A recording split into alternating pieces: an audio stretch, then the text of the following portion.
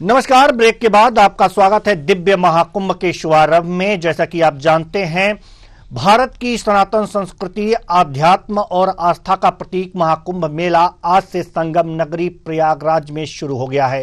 पौष पूर्णिमा का आज अमृत स्नान है। सुबह से ही श्रद्धालु गंगा, यमुना और सरस्वती, जो कि अदृश्य हैं, नदी में संगम में डुबकी लगा रहे हैं। बताया जा रहा है कि आज करीब 1 करोड़ श्रद्धालु गंगा में डुबकी लगाएंगे। वहीं मकर संक्रांति यानी कि कल के दिन पहला शाही स्नान होगा। महाकुंभ को दुनिया का सबसे बड़ा मेला माना जाता है, जिसमें देश और विदेश के विभिन्न हिस्सों से साधु संतों समेत 45 करोड़ श्रद्धालुओं के आने का अनुमान है। महाकुंभ में आए सभी अखाड़े आज से संगम तट पर कल्पवास करेंगे।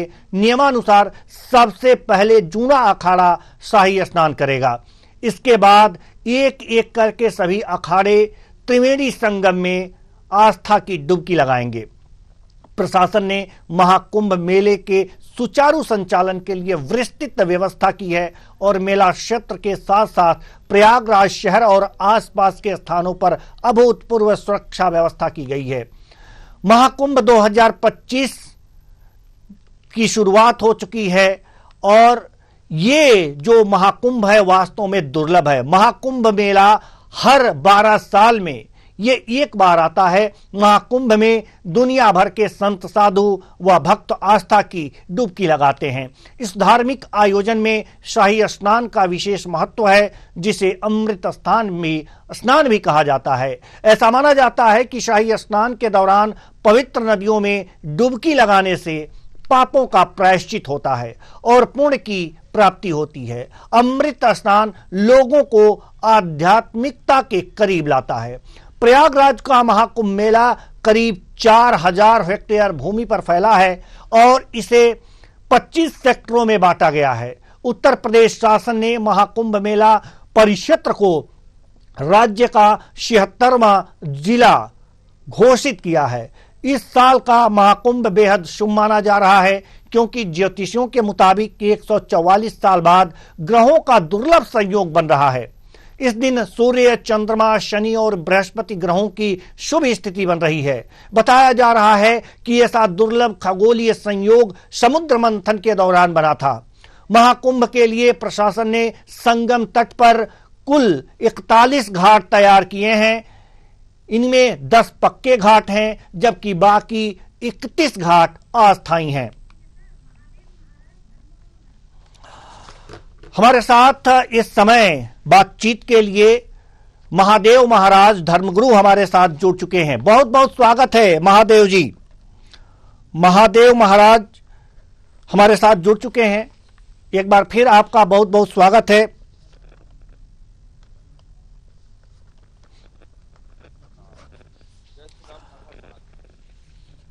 आज से एक तरह से कहा जा सकता है कि महाकुंभ की शुरुआत हो गई है। पहला स्नान हो गया, अमृत स्नान हो गया। 5:30 बजे से ये शुभ मुहूर्त जो है शुरू हुआ था और तभी से स्नान शुरू हुआ है। जो लोग वहाँ पर कुंभ में गए हैं वो स्नान कर रहे हैं 5:30 बजे के बाद से, शुभ मुहूर्त के बाद। तो सबसे बड़ी बात हम आपसे ये जानना चाहते हैं कि 5:30 बजे शुभ मुहूर्त रखा गया है, माना गया है। ये 5:30 बजे ही शुभ मुहूर्त क्यों? कौन सा संयोग था? कौन से ग्रह नक्षत्र एकत्र हुए थे? कैसी शुभ घड़ी थी? ये कैसे शुभ इसे माना गया? हम ये जानना चाहते हैं आपसे।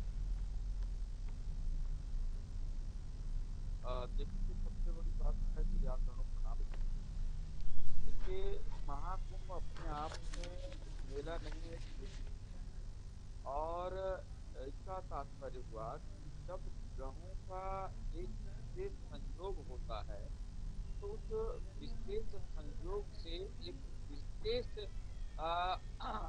उसका लाभ बनता है और विशेष तरंगें बनती हैं। विशेष ग्रहों के संयोग से हमारे राशियों में परिवर्तन होता है और विशेष घड़ी में तो स्नान करने से लाभ होता है। अगर देखा जाए ज्योतिष के अनुसार, ज्योतिष शास्त्र के अनुसार, तो इंसान पूरा जीवन ग्रहों पे निर्धारित है निर्धारित है। हमारा जीवन में क्या सुख होगा, क्या दुख होगा, क्या लाभ होगा वो सब निर्धारित किया जाता है। आज ये जो शुभ घड़ी में, क्योंकि भी एक घड़ी में है और इस शुभ घड़ी में जो चीजें हो रही है उससे जितना भी स्नान है, चाहे मौसा का पूर्णिमा का स्नान हो, जो भी स्नान हो, वह मुहूर्त देख के जो होता है उस मुहूर्त में स्थिति होती है, उसमें श्री गंगा जी में स्नान करने से उस व्यक्ति के पुण्योदय होते हैं, पाप कटते हैं और मन में सुख विचारों का उदय होता है। तन में मन चित्त और मन के अंदर सुख विचारों का होता है। तो आज इस घड़ी को बहुत ही शुभ माना गया है। कार्यक्रम देवासुर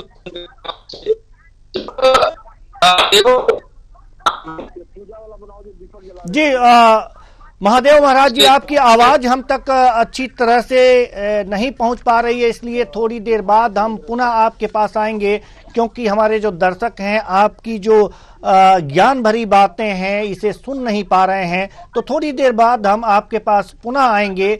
उससे पहले हम आपको बता दें कि प्रयागराज का सबसे प्रमुख और महत्वपूर्ण घाट, यहाँ गंगा, यमुना और सरस्वती अदृश्य 3 पवित्र नदियों का संगम होता है, इसलिए इसे त्रिवेणी घाट के नाम से भी जानते हैं।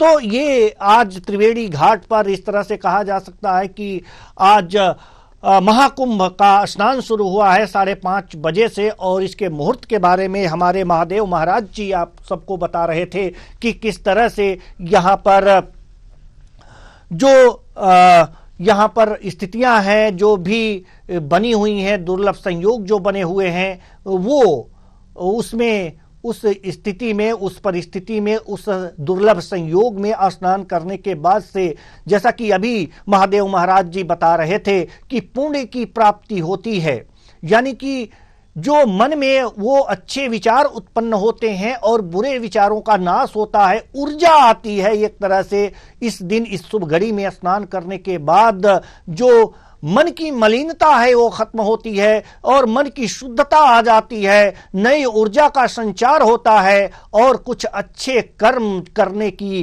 प्रेरणा जागृत होती है। ये इस दुर्लभ संयोग में स्नान करने से ये फल प्राप्त होते हैं। सवाल यहाँ पर यह है कि इतनी भारी संख्या में जब लोग यहाँ पर आए हैं, स्नान कर रहे हैं और श्रद्धा की एक तरह से डुबकी लगाई जा रही है, तो वास्तव में यहाँ कुछ न कुछ इस तरह की बातें जरूर होंगी पौराणिक ग्रंथों में, अगर जो इसका उल्लेख है।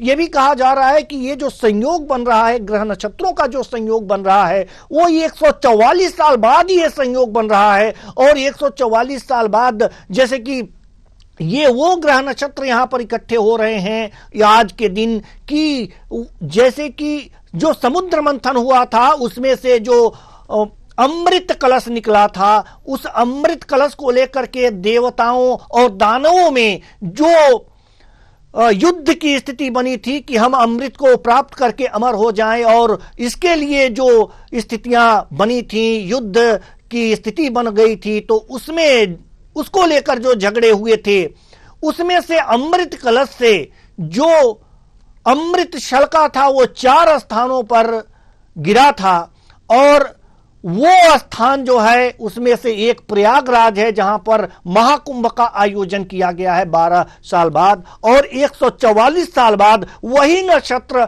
यहां पर बना हुआ है, वही नक्षत्र यहां पर बना हुआ है, वही मंथन के बाद जो कलश था, अमृत कलश था, उससे जो अमृत छलका था, वही नक्षत्र आज बना हुआ है। तो इतना दुर्लभ संयोग हमारे साथ जुड़ा हुआ है, आज का दिन है, इतना शुभ दिन है। हमारे साथ एक बार फिर महादेव महाराज जुड़ चुके हैं, एक बार फिर आपका स्वागत करेंगे। आप बहुत अच्छी जानकारी दे रहे थे हमारे दर्शकों को कि 144 साल बाद, देखिए सवाल ये है कि 144 साल बाद ये संयोग बना है, ये भी सुनने में आ रहा है, और ये भी कहा जा रहा है कि उस दिन जो समुद्र मंथन से अमृत कलश निकला था और उस वही नक्षत्र आज भी हैं। तो वो कौन कौन से नक्षत्र हैं और वास्तव में आज वो नक्षत्र कितने फलदायी हो रहे हैं लोगों के लिए, राशियों के लिए? जो संगम है संगम का तो देश है जहाँ पे विकल्पों का संगम है, गंगा, यमुना और और क्रीड़ा हमारे शास्त्र में कहते क्रीड़ा पूछना प्रयास सबको कहाँ निरंतर। तो इसका अभिप्राय हुआ कि ये तो संगम बाहर है और एक हमारे अंदर है। इसको जैसे 144 साल बाद ग्रह नक्षत्रों का आपने किया, ये बड़ी मछली है, ये खूब मछली है।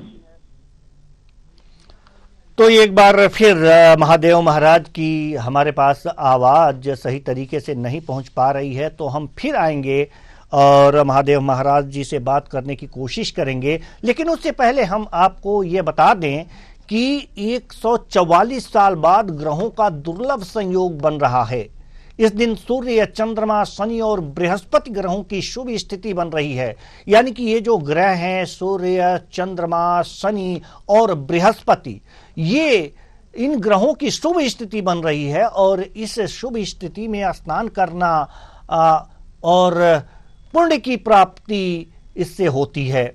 बताया जा रहा है कि ऐसा दुर्लभ खगोलीय संयोग समुद्र मंथन के दौरान बना था, जैसा कि अभी हमने आपको बताया कि जो 144 साल बाद संयोग बन रहा है, ऐसा ही संयोग जब समुद्र मंथन हुआ था और उसमें से अमृत कलश निकले थे, उस समय का ये संयोग बन रहा है। तो ये स्थितियां हैं और ये 144 साल बाद महाकुंभ है, शुभ घड़ी है, पुण्य की घड़ी है। आस्था की डुबकी लगाइए, कुंभ में जाइए। तो महाकुंभ के लिए प्रशासन ने भी काफी अच्छे इंतजाम किए हैं। संगम तट पर 41 घाट तैयार किए गए हैं स्नान के लिए। इनमें से 10 पक्के हैं, जबकि बाकी 21 घाट अस्थायी हैं। ये एक बड़ी खबर आ रही है, आपको बताएं, बड़ी खबर आपको बता रहे हैं, बहुत बड़ी खबर आ रही है। दिल्ली से महाकुंभ को लेकर पीएम मोदी ने ट्वीट किया है। महाकुंभ को लेकर, महाकुंभ कालातीत आध्यात्मिक विरासत का प्रतीक है, आस्था और सद्भाव का उत्सव है महाकुंभ, ऐसा प्रधानमंत्री नरेंद्र मोदी ने कहा है। महाकुंभ कालातीत आध्यात्मिक विरासत का प्रतीक है। प्रधानमंत्री नरेंद्र मोदी ने एक्स पर पोस्ट कर ये कहा है, आस्था और सद्भाव का उत्सव है महाकुंभ। दिल्ली से यह बड़ी खबर महाकुंभ को लेकर पीएम मोदी ने एक्स पर पोस्ट किया है। महाकुंभ कालातीत आध्यात्मिक विरासत का कुंभ है, आस्था और सद्भाव का महाकुंभ है, ऐसा प्रधानमंत्री नरेंद्र मोदी ने कहा है। वास्तव में इससे पहले सीएम योगी ने भी यहां पर कुंभ में स्नान करने वाले लोगों को, कुंभ पहुंचने वाले लोगों को बधाई दी थी। इसके बाद अब प्रधानमंत्री नरेंद्र मोदी ने भी ये एक्स पोस्ट करके कहा है कि आस्था और सद्भाव का उत्सव है महाकुंभ। यह प्रधानमंत्री नरेंद्र मोदी का ट्वीट आप देख सकते हैं। महाकुंभ कालातीत आध्यात्मिक विरासत का प्रतीक है, ऐसा कहा है, आस्था और सद्भाव का उत्सव है महाकुंभ।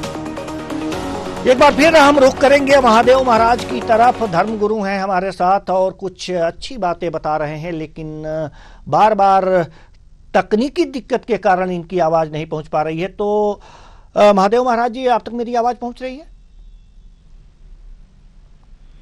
जी महादेव महाराज जी, आप मुझे सुन पा रहे हैं? हाँ, मैं सुन पा रहा हूँ जी। आपकी आवाज भी यहाँ पर बहुत अच्छी आ रही है। तो सबसे पहले जिन बातों से अच्छी तरह से हमारे दर्शक रूबरू नहीं हो पाए थे, जिन प्रश्नों का उत्तर आप दे रहे थे, तो हम उसे पुनः दोहराना चाहेंगे आपके साथ। सबसे पहली बात यह है कि वो शुभ फल जो आप बता रहे थे, शुभ घड़ी जो बता रहे थे कि आज जो है 5:30 पर शुभ मुहूर्त है, और ये शुभ मुहूर्त क्यों 5:30 पर ही है जी, और इस समय स्नान करने से कौन कौन से पुण्य की प्राप्ति होती है लोगों को जी? देखिए, सबसे बड़ी बात यह है कि ग्रह अपना स्थान हमेशा बदलते रहते हैं जी, और ग्रहों के बदलने से ये जो 9 ग्रह हैं, जिनके स्थान परिवर्तन से व्यक्ति के जीवन में शुभ और अशुभ फल की प्राप्ति होती है। आज के इस शुभ मुहूर्त में ऐसे ग्रहों की स्थिति बनी है कि जिसके कारण से यदि आज के दिन गंगा जी में डुबकी, संगम में डुबकी लगाए तो उसको 1000 गुना अधिक फल मिलता है और दिनों के बनिस्पत। और उस अमृत कलश का जब अमृत बूंद जहां जहां छलका, 4 जगह छलका, हरिद्वार में, प्रयागराज में, नासिक में, उज्जैन में, और आज उसी पुण्य तिथि पर, उसी दिव्य 144 साल बाद यह दिव्य संजोग घटा है जिसमें अनेकों गुना फल है। और जो लोग, इसमें सबसे बड़ी बात है कि जीवन जो है वह संकल्पों से महान बनता है और संकल्पों से ही विकार बनता है। और शुभ संकल्प शुभ घड़ी में उदय होते हैं, और इस घड़ी में जब हम स्नान करते हैं तो शुभ संकल्प का उदय होता है और हमारे संकल्पों को आध्यात्मिक बल प्राप्त होता है। अब संगम जो है 3 नदियों का संगम है, जैसे गंगा और जमुना, लेकिन सरस्वती सुप्त है। सरस्वती हमेशा कभी प्रकट नहीं रहती, वो सुप्त रहती है, और सुप्त रूप से वह ज्ञानी जन, विवेकी जन उस सरस्वती को महसूस करते हैं, वहां प्राप्त करते हैं, दर्शन करते हैं अपने ज्ञान से, अपने अनुभव से। इसी प्रकार से महापुरुष कहते हैं, ईड़ा पिंगला सुषमना 3 बसे एक ठाई, बेड़ी संगम तह प्रयाग मनमज्जन करे तिठाई, संतों ता निरंजन नाम है। हमारे जो बाया और दाया नाच का चित्र है, इसी को ईड़ा पिंगला कहते हैं। और जो दोनों भावों के बीच में जहाँ पे बिंदु तिलक लगाते हैं वहां पर सुषमना है, जो हमारी रीढ़ की सबसे निचले यानी कि मूलाधार से स्वाधिष्ठान, मणिपुर, अनाहत, विशुद्ध आज्ञा चक्र पे वह नाड़ी आती है। और वही संगम होता है जब पूर्ण गुरु का, संतों का की कृपा होती है, ब्रह्मज्ञानी संतों की दया से जब तीनों नाड़ियों का संगम होता है तो प्रकाश प्रकट होता है, ईश्वर के दर्शन होते हैं। अब यहाँ पर एक बात और भी है, 2 चीजें हैं, एक अंतर जगत, एक बाहर जगत। बाह्य जगत में अंतर जगत का रिफ्लेक्शन है, तो उसमें ये कहा जाता है कि जब बाह्य जगत में हम ये जो स्नान करते हैं उससे ग्रह नक्षत्रों के संयोग से लाभ मिलता है, इसी तरह से अंतर जगत में जब हम ध्यान में उतरते हैं तो हमारे कर्म दग्ध होते हैं। श्रीमद् भगवद गीता में यथा धातु समृद्ध अग्निर्भस्म सात कुरते अर्जुन, ज्ञान अग्नि सर्व कर्माण भस्म सात कुरते तथा द फीस्ट आपास जीत can not germinate if first in the fire of divine knowledge your wisdom. इस प्रकार से एक भुने हुए बीज दोबारा जन्म नहीं लेते। इसी प्रकार से जब हम हमारा सुषमना जागृत हो जाता है और हम उस अंतर के संगम में स्नान करते हैं तो हमारे कर्म दग्ध होते हैं। इसी तरह से हमें महापुरुष समझाते हैं श्रीमद् भगवद गीता में, इसी तरह से संगम में स्नान करने से हमारे बाहरी पाप धुलते हैं, हमारे अशुभ संकल्प खत्म होते हैं, इंसान के विचार शुद्ध होते हैं, और विचार ही हैं, मन के संकल्प ही हैं जो जीवन को निकृष्टता से उत्कृष्टता की ओर, पतन से उत्थान की ओर ले जाते हैं। और इसीलिए सभी लोग संगम में डुबकी लगाते हैं और उस परम लाभ की प्राप्ति करते हैं। जी, ये तो स्नान के फल की बात आपने कही, लेकिन ये शाही स्नान का नाम भी कुंभ में बहुत जोरों से सुनने में आता है। ये शाही स्नान क्या है और कई शाही स्नान होते हैं, इनके क्या अलग अलग फल होते हैं या सबके एक जैसे फल होते हैं? सबके फल एक, और शाही स्नान ये है कि इसमें गुरु आदित्य जी महाराज जी ने 4 मठों की स्थापना की और उन्होंने अखाड़े बनाए, 10 अखाड़े बनाए, और उन अखाड़ों के महामंडलेश्वर है वो और है, और अपने अपने, क्योंकि हमारे भारत के अंदर जो हमारी सनातन परंपरा है और इस परंपरा में जी आपकी आवाज हम तक नहीं आ पा रही है, तो हम आएंगे आपके पास। थोड़ी सी बार बार तकनीकी खामी सामने आ जा रही है, लेकिन कोई बात नहीं, हम तो जी विंग है जी उसकी परंपरा से चलते हैं और उसमें अनेकों परंपरा है। तो सबके मुखिया इस शाही स्नान में उसको एक विशेष सम्मान दिया गया कि जो मुखिया है उनको पहले स्नान करने का मौका दिया जाता है, और संगम में सभी जो सनातन धर्म के विंग हैं और सनातन धर्म के जो रास्ते हैं और उसमें सभी के मुखियाओं को पहले स्नान करने का मौका दिया जाता है और उसको शाही स्नान बोला जाता है। लेकिन गंगा जी में स्नान करने का फल सबको एक जैसा मिलता है और गंगा कभी किसी के अंदर भेद नहीं करती और भाव ही प्रधानता है और जो भाव से डुबकी लगाता है माता गंगा में उसको पूरा का पूरा लाभ मिलता है। जी, ये भी माना जाता है कि पहले साधु संत जो भी शाही स्नान होते हैं उसमें पहले साधु संत गंगा में डुबकी लगाते हैं, उसके बाद से गृहस्थ आश्रम में रहने वाले लोग जो वहाँ पर पहुँचे होते हैं वो गंगा में डुबकी लगाते हैं। तो इसका क्या औचित्य है कि पहले साधु संत ही लगाएंगे उसके बाद से गृहस्थ आश्रम के लोग यहाँ पर डुबकी लगाएंगे? इसका क्या कुछ पौराणिक महत्व भी है? हाँ, इसके देखिए सबसे बड़ी बात यह है कि हमारे शास्त्र ग्रंथों में 4 आश्रम बताए गए हैं, गृहस्थ, ब्रह्मचर्य, गृहस्थ, वानप्रस्थ और संन्यास। लेकिन साथ में यह भी एक बात कहा गया कि संन्यास सबसे उत्कृष्ट जो है आश्रम है, संन्यास आश्रम, और सबको संन्यास जीवन में लेना चाहिए, ऐसा हमारे महापुरुष कहते हैं, सबको संन्यास लेना चाहिए। तो इसलिए चूंकि अब संन्यास की तरफ प्रेरित कैसे होगा, अब यहाँ तक कि अगर आप देखें कि भगवान श्री राम की तीनों माताओं ने अंत में संन्यास लिया और धृतराष्ट्र, गांधारी, विदुर, 5 पांडवों ने संन्यास लिया, तो बिना संन्यास के जीवन सफल नहीं होता। संन्यास मतलब हर समझमा न्यास, मतलब मन की एक स्थिति में न्यास स्थित हो जाना संन्यास है। तो सबने संन्यास लिया और लेकिन हमारे वहाँ ऐसा नहीं है कि मतलब कि सबसे लास्ट में यानी वृद्धावस्था में संन्यास लिया जाए। ब्रह्मचर्य से सीधे संन्यास लिया जा सकता है, लेकिन कोई कहता है कि हम तो नहीं ले पाएंगे, तो उसके लिए गृहस्थ है, फिर गृहस्थ से संन्यास ले सकता है, वो कहता है अभी भी नहीं ले सकते, तो वानप्रस्थ है, फिर वानप्रस्थ है, लेकिन अंत तो गत्वा संन्यास सबसे श्रेष्ठ है और उसको लेना ही पड़ेगा क्योंकि यह संसार नश्वर है, इसे छोड़कर जाना है। तो इसी महिमा को दर्शाने के लिए सबसे ज्यादा महत्व हम सन्यासियों को देते हैं, ना कि गृहस्थों को, ना कि वानप्रस्थियों को, ना कि औरों को। तो सबसे पहला ज्यादा महत्व सन्यासियों को देते हैं, इसलिए इस स्नान के अंदर सबसे पहले महत्व सन्यासी परंपरा के संतों को देते हैं। और जब वो संत स्नान कर लेते हैं फिर वानप्रस्थी और फिर गृहस्थ और फिर ब्रह्मचारी और स्नान करें, तो इससे ये सिद्ध होता है, अब कहें कि भाई वो श्रेष्ठ क्यों, क्योंकि सनातन परंपरा के अनुसार सन्यासी सर्वश्रेष्ठ है और उसने उस चीज को, उस तत्व को समझ लिया और उसने संसारिकता से विरक्ति करके अपने मन को उस एक श्रेष्ठ परमात्मा के चरणों में अपने मन को परमात्मा में लगा लिया, उस प्रकाश में रत कर लिया।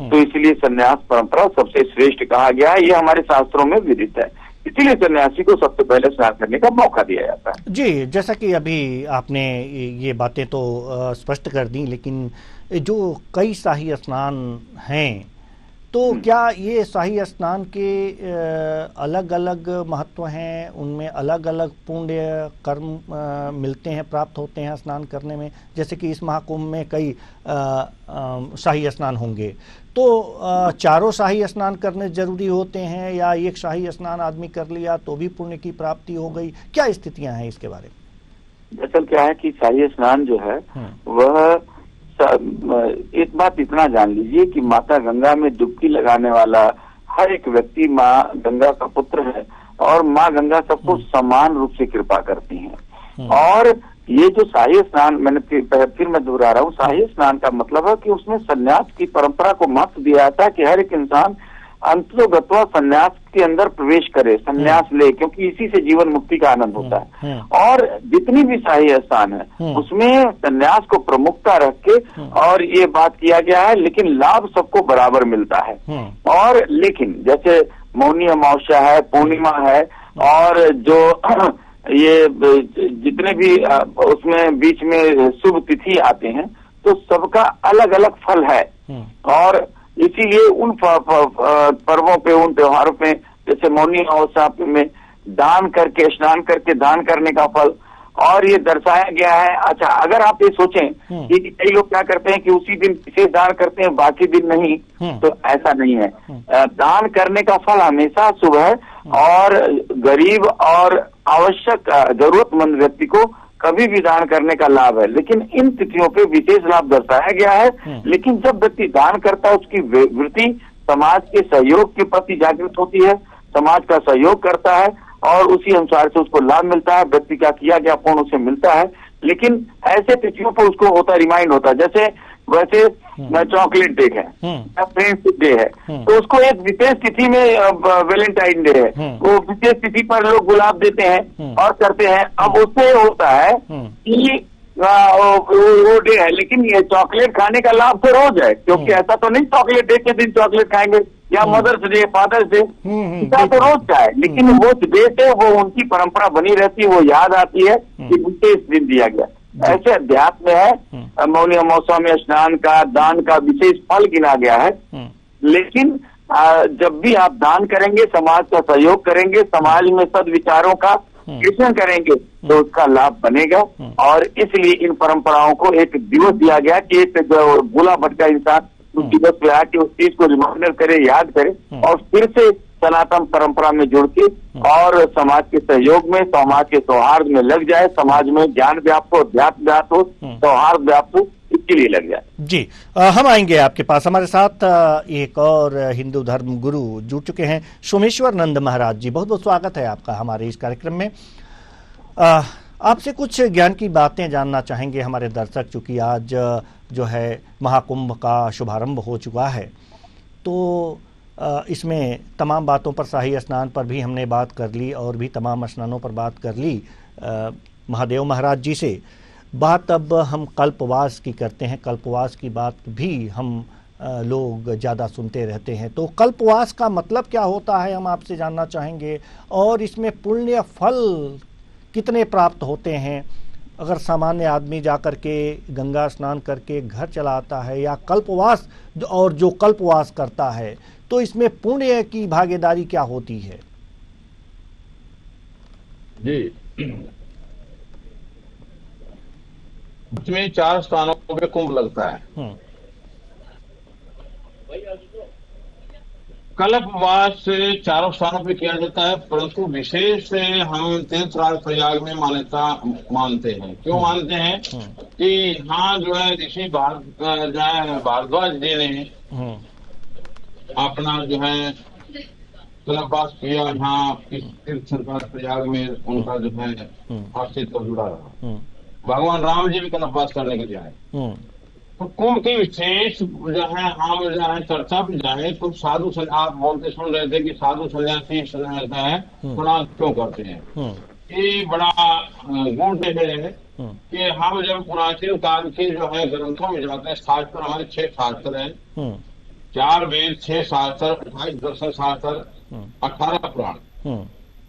पुराण और दर्शन शास्त्र को तो हम मनुष्य के द्वारा लिखित मान सकते हैं, परंतु शास्त्र और वेद जो है भगवान के मुख से निकला है। तो उसमें जो है ये कहा है कि ये कुंभ क्षेत्र में जो आयोजन होता है, इसमें मनुष्य को 2 लाभ मिलते हैं। एक तो पुण्य फल का प्राप्ति, दूसरा उसको जो है साधना करने का, जीवन के अंदर करते साधना, वहाँ इस क्षेत्र में रहकर और भूमि पर शयन करके और अपने द्वारा भोजन आदि बनाकर ग्रहण कर एक प्रथा जो है उसको गृहस्थ जीवन भी कर सकता है, सन्यासी भी कर सकता है। सन्यासी प्रथम भारतीय संस्कृति भाग का अर्थ है सूर्य, रथ का अर्थ है प्रकाश। हम संधि विच्छेद करते हैं, सूर्य का प्रकाश जहाँ तक है उसका, और रथ का अर्थ है प्रकाश। सूर्य का प्रकाश जहाँ तक जाता है वो भारत है। तो पहले ये पूरा एक भारत था, यहाँ हमारे चक्रवर्ती सम्राट राजा दिलीप, राजा रघु, ये चक्रवर्ती सम्राट हुए हैं। परंपरा है राजा सगर के ही परिवार से चले आए हैं। राजा सगर, हरिश्चंद्र, राजा नल, ये एक ही परंपरा से है। वहां दाता से शुरू होती है ये सरस्वती, प्रथम सरस्वती। तो जब ये सन्यासी योगी तपस्वी जब आते हैं, तीर्थों को पवित्र करते हैं, तो संतों के दर्शन से भी क्या कहा है, वेद ने भी कहा है समान दर्शनार्थ, गंगा त्वम दर्शनार्थ पापनाशने, चंद्र त्वम दर्शनार्थ तापनाशने, कलप त्वम दर्शनार्थ आदि व्याधि दरिद्रनाशने, संत त्वम सर्व आदि व्याधि दुख दारिद्र्य नाथने। संत के दर्शन से तो गया जाए, तीर्थ भी पवित्र हो। सन्यासियों के दर्शन से, सन्यासी जहाँ रहता है वो 5 कोस की भूमि काशी हो जाती है। क्यों मैं अपने आप से नहीं कर रहा हूँ, ऋषि कीर्तिवास जो है, कीर्तिवास रामायण में उनका वर्णन है कि सन्यासी जो है उसके पास अगर साधना और साधे है, हमारे परंपरा क्या कहते हैं कि हम 3 चीजों से, आकाश तत्व, वायु तत्व और जल तत्व, तीनों को अपना चिंता देकर आकाश तत्व, वायु तत्व और जल तत्व तीनों का योग होता तो वर्षा आती है। इसी भांति शरीर में प्राण, आत्मा और शरीर तीनों का घनिष्ठ संबंध है। ये तीनों को एक कागरता में लाकर उसके सिद्धांतों को जानने की क्रिया को हम साधना से ही साध्य, और साध्य से आत्मा को, इस पूरे ब्रह्मांड के ज्ञान को जानने के लिए उसको इस शरीर से बाहर करने की क्रिया है। वो योगी लोग महाकुंभ में आते हैं, उनके सफर से तीर्थ पवित्र होते हैं। यहाँ आए हुए जितने भी जन होते हैं, जितने हमारे भगत जन है, प्रभु जितनी दुनिया से आए हुए मनुष्य जगत है, उस सब को यहाँ से संतों के द्वारा ऊर्जा मिलती है, और ऊर्जा से पूरा विश्व 3 साल के लिए बड़ा सीख रहता है। ये कुंभ सिखाता है शांति, सद्भावना, प्रेम, अच्छी सोच, स्वच्छ विचार, धैर्य। ये जब तक हम नजर साफ, आचरण शुद्ध, आदत अच्छी, सत्य, अहिंसा, चरित्र, स्वच्छ विचार, अच्छी सोच, ये चीजें हम मनुष्य धारण नहीं करते तो हम मनुष्य कहलाने के अधिकारी नहीं होते। बिल्कुल, क्योंकि हम मनुष्य होकर भी अहंकार पर, पिता को नमस्तु मूढ़ आत्मा स्वार्थी परमादति, मनुष्य अहंकार बस होकर दुर्लभ मानुष तत्रावि पुरुषम, मनुष्य जन्म मिला है, इसको पाकर ईश्वर ने कहा एको हम भौश्याम, उससे आप सब मनुष्य उसी के प्रतिबिंब है। जैसे दर्पण में आप अपना मुख देखते हैं तो आपका प्रतिबिंब है, वो नकली नहीं हो सकता। ऐसे आप जो ईश्वर के प्रतिबिंब में जितना मनुष्य जगत है वो नकली नहीं हो सकता, तो विचार शुद्धिकरण की जरूरत है। क्योंकि धीरे धीरे होगा, जैसे बोध स्तर कमजोर होता है तो अनैतिकता, अनुशासन भंग हो जाता है, अनैतिकता भंग हो जाता है, और प्रेम कम होने से बार बार जो है, आप एक रिपोर्ट निकालिए कि 1920 में प्लेग आया था, 1820 में प्लेग आया था, 19 में आया था चेचक, और 2020 में आया कोरोना। तो मनुष्य 35 वर्ष प्रगति करता है, 70 वर्ष संघर्ष करता है। फिर भी मनुष्य समझता नहीं, हजारों वर्ष हो जाए मनुष्य आज तक नया क्या किया है। आपको मैं धन्यवाद देता हूँ कि आप सब लोगों को बताने जा रहे हैं कि अरबों वर्षों से मनुष्य के आने के बाद नया क्या किया। से पढ़े लिखे लोगों को नहीं बनना चाहिए, पढ़े लिखे लोगों को संत बनना चाहिए। तो पढ़े लिखे होने के बावजूद हमने शांति सद्भावना का क्या पाठ पढ़ा। हम अहिंसा के पुजारी बने क्या? क्या आज तक ये मनुष्य लड़ता झगड़ता आ रहा है? नया क्या किया? क्या ये मनुष्य हमारे समझ में नहीं आ रही, और सामान्य जन के भी समझ में नहीं आती है कि ये महाकुंभ 12 वर्ष बाद ही क्यों आता है। ये महाकुंभ 12 वर्ष इस बाद में इसलिए आता है कि आज में 4 स्थानों पर 3 साल के बाद में कुंभ आ जाता है। जैसे हरिद्वार में 2000 पीछे था 21 में, 3 साल में 2024 में आ गए इलाहाबाद में। यहाँ से 3 साल बाद में आएगा नासिक, फिर 3 साल बाद में उज्जैन। तो प्रक्रिया करके आएंगे तो पूरे 12 साल हो जाते हैं एक स्थान पर। तो वहां दोबारा घूम के आता तब 12 साल लग जाते हैं। तो 4 स्थानों को मान्यता है, तो 3-3 साल के अंतर से आते हैं। हम सन्यासियों के लिए 12 साल हो जाते हैं कि हम 3 साल में करते हैं, हम 3 साल, और आम सामान्य जन को 12 साल में उपलब्ध होता है। जी कुंभ की महत्ता है। कुंभ का अर्थ क्या है? कुंभ मतलब घड़ा। उस घड़े के लिए ये आयोजन हुआ। घड़े में क्या था? अमृत। अमृत का भाव क्या है? रसना, प्राण, वायु और विचार क्रिया दोनों को हम संचित करते हैं तो उससे अच्छी सोच पैदा होती है, उससे बौद्ध स्तर बढ़ता है। और बौद्ध स्तर के ज्ञान के लिए ये जो है मंथन, समुद्र मंथन क्यों हुआ था? कि 2 ताकतें, एक राक्षस और एक देवता, दोनों ताकतों के जो है आपस में तनाव को बंद करने के लिए भगवान विष्णु ने समुद्र मंथन कर पाया और उन दोनों ताकतों का जो है विनाश हुआ। फिर उसके बाद में अमृत निकला, अमृत के लिए विनाश हुआ और वो अमृत आज मनुष्य जगत के लिए 4 स्थानों पर उसकी पवित्रता का संकेत प्रदर्शित करती है कि यहाँ अमृत का कलश आया था, घड़ा आया था, कुंभ, इसलिए इसका नाम कुंभ रख दिया गया। अब वो सन्यासी जब आते हैं तो ये तीर्थ पवित्र होते हैं, फिर पवित्रता से अन्य जन फिर स्नान आदि करते हैं तो उनको भी पुण्य प्राप्त होते हैं। आप पुण्य क्या होता है? तो पुण्य है एक बच्चा झुग्गी झोपड़ी में जन्म लेता है, एक बच्चा जो है महल में जन्म ले रहा है। ऐसा भगवान ने क्यों दुर्व्यवहार किया? भगवान तो सबके लिए बराबर है ना। हम सब लोग एक हैं, भगवान के लिए सब बराबर है, परंतु बराबर है तो वो एक बच्चा झुग्गी में क्यों पैदा हुआ और एक बच्चा महल में क्यों पैदा हुआ? ये कारण ये है पुण्य कर्म का कि उसने पुण्य कर्म संचित किए तो उसका आगे लगा, यानी तपेश्वरी तो राजेश्वरी, राजेश्वरी तो नरकेश्वरी।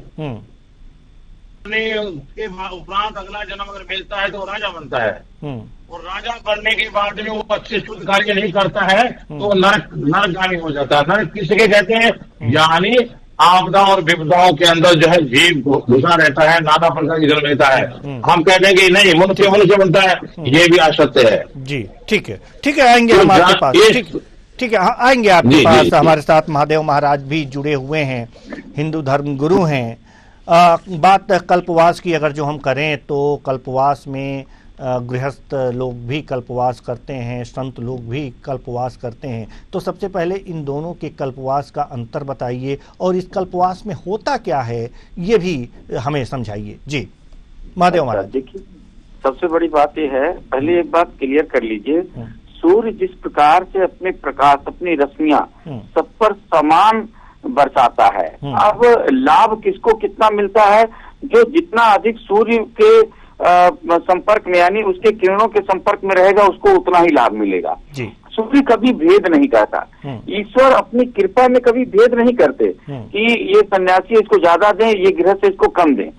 जो जितना करेगा उसको सब पर मिलता है। लेकिन सन्यास में इसलिए लाभ अधिक मिलता है क्योंकि वो संपूर्ण से समय दे पाता है। गृहस्थी व्यक्ति संपूर्ण से समय नहीं दे पाता है। एक दिन स्नान किया फिर भाग गया घर में, उसे संसार में देखना है 2 दिन 4 दिन। लेकिन सन्यासी पूरा समय देता है। कल्पवास इसी का दूसरा रूप है।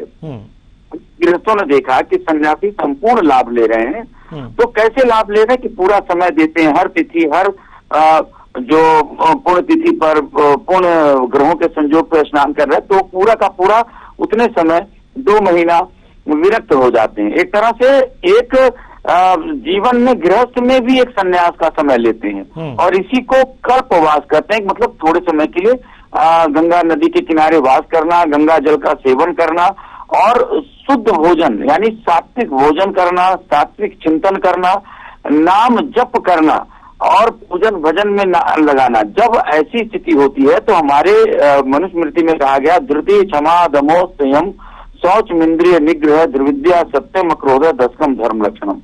धर्म का आचरण करने से 10 दिव्य गुण जागृत होते हैं। धैर्य, क्षमा, इंद्रियों का संयम, मन वाणी कर्म में एकता, उत्तम विद्या, अक्रोध, संतोष और पवित्रता। तो ये 10 दिव्य गुण उसके अंदर जागृत होते हैं और यही गुण जिसके अंदर होते हैं उसका जीवन स्वर्ग बनता है। जीवन में दुख क्यों आते हैं? जरा सा कुछ घर में कुछ बात हुआ, क्रोध कर दिया, किसी को गाली दे दिया, किसी कहीं लोभ कर लिया, कहीं किसी के साथ द्वेष कर लिया, कहीं का विकार आ गए, कहीं विकार जन्म लिए, उनसे दोष आ गए। लेकिन जब हम ऐसे कल्पवास करते हैं, भगवान के नाम का जप करते हैं और गंगा जल का सेवन करते हैं, सात्विक भोजन, सात्विक जीवन, सात्विक कर्म, सात्विक विचार, सात्विक आचरण, सात्विक वाणी, तो इनसे सात्विक जीवन बनता है। और इसी को मद्देनजर रखते हुए कल्पवास करते हैं कि भाई सारा जीवन हम माया में रहते हैं, कितने झूठ बोलने पड़ते हैं, कितनी बातें करनी पड़ती हैं, कभी मुख से अपशब्द निकल जाते हैं, कहीं हाथ पांव से, मुख से, आंखों से, कानों से अनेक प्रकार के दुष्कर्म हो जाते हैं। इसलिए उस कल्पवास में व्यक्ति कुछ गलत देखता नहीं, कुछ गलत नहीं सुनता, कुछ गलत नहीं करता, कुछ गलत नहीं बोलता और कुछ गलत नहीं खाता, तो वह शुद्ध सात्विक भोजन करता है, शुद्ध सात्विक आचरण करता है, शुद्ध सात्विक वाणी रहता है और अधिक से अधिक अध्यात्म सेवन, धार्मिक ग्रंथों का पठन पाठन, और इसमें सबसे बड़ी जरूरी चीज है सत्संग श्रवण करना, संतों का संग करना, क्योंकि प्रथम भगवती संतन कर संगा, ऐसा नवधा भक्ति के प्रथम में बताया गया है। तो संतों के संग से होता क्या है कि जब संतों के पास बैठेंगे तो हमने जिन शास्त्र ग्रंथों का अध्ययन नहीं किया है उन शास्त्र ग्रंथों की वाणी हम श्रवण करेंगे, उसे हम मनन करेंगे और प्राप्त करेंगे। और उसमें बहुत गजब बात यह है कि सब प्रकार के जितने भी यहाँ अखाड़े लगते हैं, जितने भी यहाँ पे कैंप लगते हैं, वहाँ सत्संग का स्टेज बनता ही है, वहाँ कथाएं होती हैं, सत्संग होता है। तो संत महात्मा अनेक शास्त्र ग्रंथों से, अनेक दृष्टांतों के माध्यम से उस परम तत्व को समझाते हैं, और जिससे जब व्यक्ति स्थिर चित्त होता है, कल्पवास में होता है तो स्थिर चित्त होता है, और घर में ये नहीं कि आटा आया नहीं, कि चावल आया कि नहीं, दाल आया कि नहीं, कमाई हुई कि नहीं, दुकान चला, वो सब चीजों से परे होकर 2 महीना पूरी तरह से समय देता है और फिर सत्संग में चिंतन लगता है, वहाँ शोध करता है, वहाँ मनन करता है, चिंतन करता है और उसको सत्य समझ में आता है। यह जीवन का सत्य है और उस सत्य को जानकर वो अपने जीवन को उत्कृष्ट बना लेता है। यही कल्पवास की महत्ता है और इसीलिए कल्पवास किया जाता है। जी, बहुत बहुत धन्यवाद महादेव महाराज जी आपका भी, और सोमेश्वर नंद महाराज जी आपका भी। आप आए और हमारे दर्शकों को इतनी अपने गूढ़ बातों से, गूढ़ रहस्यों से आपने अवगत कराया, अपने ज्ञान की गंगा बहाई। बहुत बहुत धन्यवाद आपका। फिलहाल इस कार्यक्रम में इतना ही, मुझे दीजिए इजाजत। नमस्कार।